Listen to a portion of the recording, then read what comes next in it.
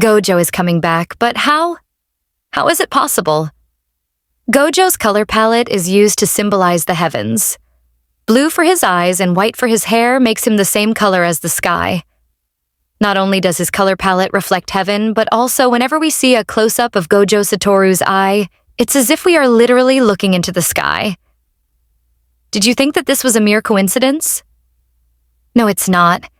Gojo is being portrayed as being heavenly and otherworldly multiple times for a reason. The first time when Gojo was unsealed, they need a character called Angel to unseal him. We already knew about the time when Gojo said, "Throughout heaven and earth, I alone am the honored one."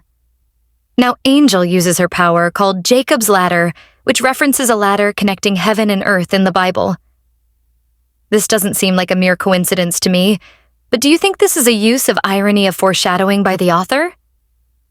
Tell me in the comments.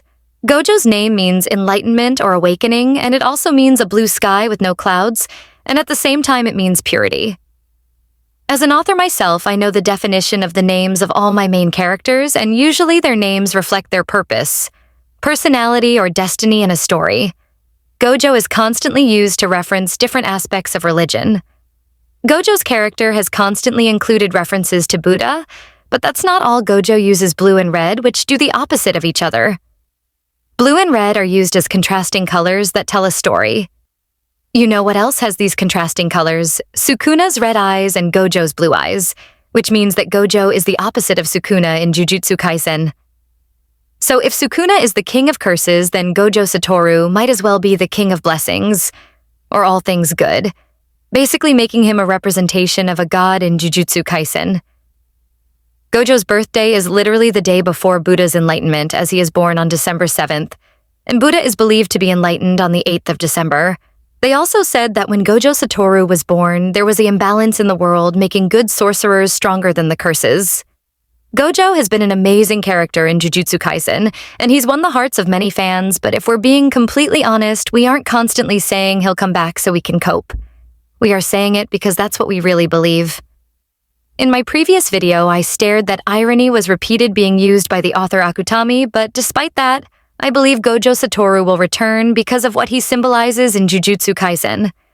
He represents the power of good and the opposite of Sukuna. He represents a leader. He represents strength.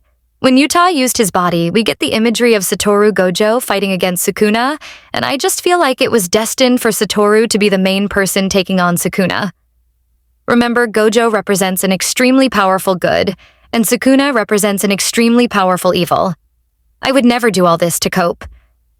Sukuna is referred to as the fallen by Angel, and therefore I believe Satoru Gojo will be risen due to the fact that he constantly opposes Sukuna. He opposes Sukuna in the colors used for their eyes, what they represent, how they act, and the effect they have on the environment around them. Gojo Satoru is also from the Gojo clan, which has ties to a vengeful spirit and a god.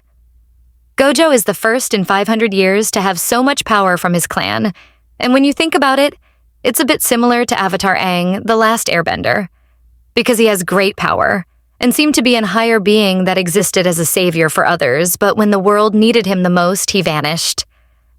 And that's how I think about Gojo Satoru. His students need him to the point where Yuta uses his body as a weapon. Are we going to ignore the fact that this is one of the clearest indications that they're not done with Gojo, and what he represents? If you actually look at it, Gojo also represents hope. The hope that good can surpass evil. The hope that the battle is not lost. The hope that people will be safe. When Gojo tells Yuji not to worry because he's the strongest, he's literally giving Yuji hope. The Gojo fans keep hope in their hearts that he'll be back because it's kinda hard to give up hope in Gojo, when hope is what Gojo represents for so many people. Now imagine we stole Akutami's pen, how would we bring Satoru Gojo back? Will he come back as a god, a cure, a vengeful spirit? Will he sacrifice the 6 eyes? Or will Angel return him and Yuta back to their right bodies? Leave a comment down below and remember to like this video and subscribe to my YouTube channel. I am currently doing a giveaway, and I will be giving away gift cards to some of my subscribers soon. Please share this video with your friends, and thank you very much for watching.